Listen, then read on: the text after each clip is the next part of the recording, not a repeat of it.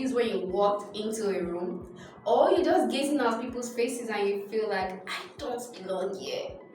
Don't worry, you're not alone, because in this video I'll be sharing with you tips and things you need to know to project yourself as confident when it comes to body language. So if you have been following our content so far and you like them, please do it to like, share and subscribe to our channel. So stay with me as we'll be diving into ways for you to project yourself as confident.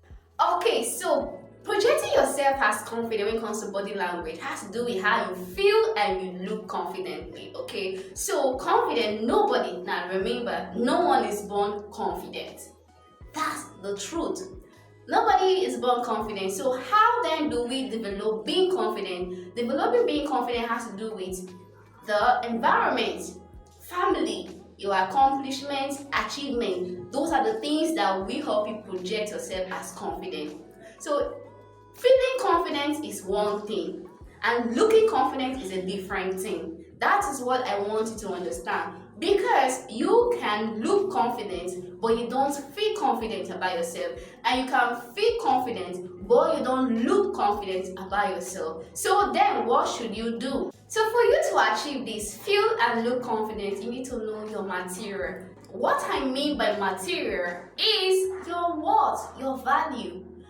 How do you place yourself? How do you position yourself? Knowing your material when it comes to value and knowing the piece of information you'll be delivering will help you feel and look confident. Now, let's dive right into things that will make you project yourself as confident when it comes to body language. So the first thing is working, alright? The way you take your step one after the other exude confidence. Now let me tell you something interesting. Do you know that people who feel confident about themselves are more likely seen to be competent? That's the thing. So if you feel confident about you, you'll be perceived as you are competent. And in organizations, the competent ones are the ones that have the chances to be promoted. So you'll be wondering, so what happened? How then should I walk? What should I do? Now picture this. Imagine you are in a room or you attend a conference. Maybe your company's end of year party. Then you are being called out. Hey John, let's give it up for John as he comes up to take the award for the most outstanding person of the year. You would be so surprised and shocked, right? How would you stand? You will stand up so powerfully, like you deserve it, and you walk boldly to get that award. So picture this. Imagine you are being called to take the award for the less innovative person of the year. How would you feel? So sad? Would you walk powerfully? No. Now while walking, just picture yourself as powerful. Picture yourself that you deserve this. Walk powerfully, boldly, and you will exude confidence. Posture. Now, we have all been made to believe that we have an ideal way that we should sit. Of course, we do. Now, I'll be sharing with you these ideal ways that one should sit. Now, look at it. So, you've seen that, but regardless, you should know that you can actually sit this way and you can still exude confidence, right? It's about how you position your body. It's about how you feel comfortable the way you are seated. I'm sitting this way, okay, I'm relaxed, I'm calm, I'm exuding confidence. But when I'm sitting this way and I'm moving like something is actually inching me, I'm not exuding confidence. So you can sit in any particular position, but feel comfortable and calm or relax the way you have been seated. So that's another way to do what? Exude confidence. So eye contact, right? Now, picture this. If you're having a conversation with someone and you are not looking directly at the person, how would it feel like? It feels you're not even paying attention, you aren't listening. So imagine yourself speaking to someone and you are not even looking, you're looking up, you're looking down. you don't exude confidence that what you are saying actually makes some sense or is actually making some sense. So for you to exude confidence, so someone will actually actively listen to you, look into the person's eyes. Okay, it doesn't mean that you should look into the person's eye from the start of the conversation to the end. No, you can actually look away and you come back. Now, doing that shows that what the conversation is very important and the conversation is intriguing. Now, it also would make the listener pay prompt attention to what you are saying. So, maintaining eye contact is important. Now, while walking, try to maintain eye contact with your audience. While speaking, maintain eye contact with whosoever you're talking to. So, the next thing is gestures. Okay, so now these are non-verbal signs. How do you portray non-verbal language? Because communication has to do with spoken, written, and non-verbal, your body language. So imagine talking to someone and you are doing this. That doesn't actually exude confidence. Or you're talking to someone, you just moving your eyes forward, backward, looking up around. It doesn't exude confidence. You're talking to someone, you're just this, folding your arms consistently. It doesn't exude confidence. So your body language gestures are important. So you should have a coordinating gesture. For example, if you used to using your hand to demonstrate, okay, you could have a pattern like this or this way. You could keep your hand this way and you're talking, or you could do this. But doing this, that's not good. Does not exude confidence. So you're looking lost.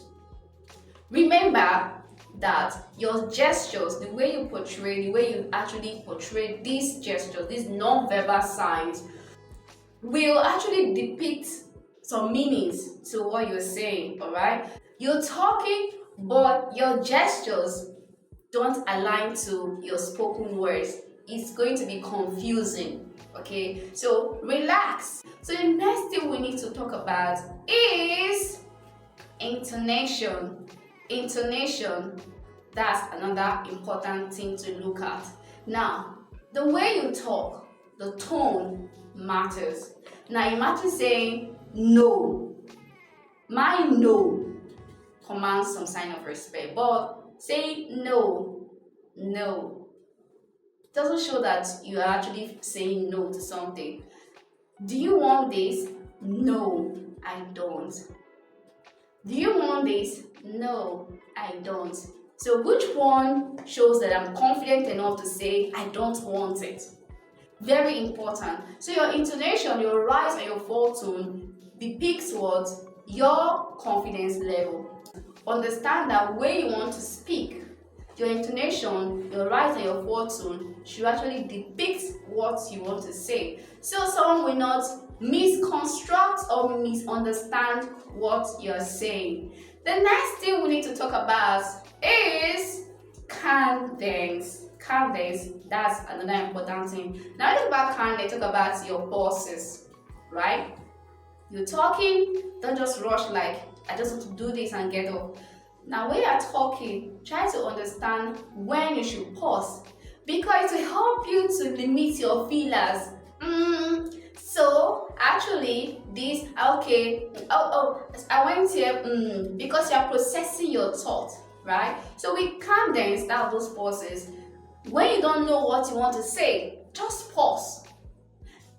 Let the audience assume what you want to say. Now you're processing your thought to say the next thing. Hello, I want to see you. Hello, I want to see you. Now, those maintaining that pause will make you understand how to balance what you want to say next. A great tip to making you reduce your feelers for effective speech flow. So the next thing we have to talk about is the way you smile, right? Now, smiling, for the ladies, for the women, it's not just for the women, even the male. Now, when you smile, it shows a sign of you're friendly, okay? Like, it shows a sign that you're open to talk to. Now imagine doing public speaking. Imagine yourself just speaking and you're just all serious from the beginning to the end. It does not show the sign that you could be approachable. But smiling, okay, it shows that you are approachable. The next thing is speaking slowly. It's very important, alright? This is actually synonymous to Canvas, where you can take pauses. It will help you articulate your thoughts. Okay, now speaking slowly will help you process the information, what you should say and what you shouldn't say, making you reduce your feelers, because sometimes you wouldn't want to do them, they're too much. So speaking slowly will help you articulate when to put in the pauses for an effective speech flow. Everything boils down to public speaking now when you talk about speaking slowly, right? Now, public speaking, no one was just born to become a public speaker. No, you have to practice. You have to actually know who you want to meet. Okay, imagine yourself. If you were you, would you want to meet yourself? Or if you were the one listening and the other part of you was speaking, would you want to pay attention to what you're saying? So if it is boring to you, of course it will be boring to the next person. Tips that will help you speak confidently in public. Number one, practice your material, the information you want to deliver. Now by practicing, you understand that you now will feel the words. You actually articulate the words written down. You're not just going there to say, but going there to deliver your speech. The next thing you need to do is rehearse.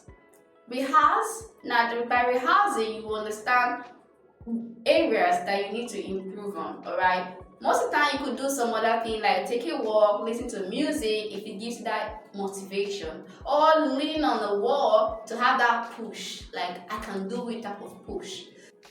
So I have actually said a whole lot, but the whole lot wouldn't make sense if there was no role play simulation. So I will be introducing Eudora. Now we're talking about how to project ourselves, how you should project yourself when meeting people, your body language. Hello Eudora, you're welcome.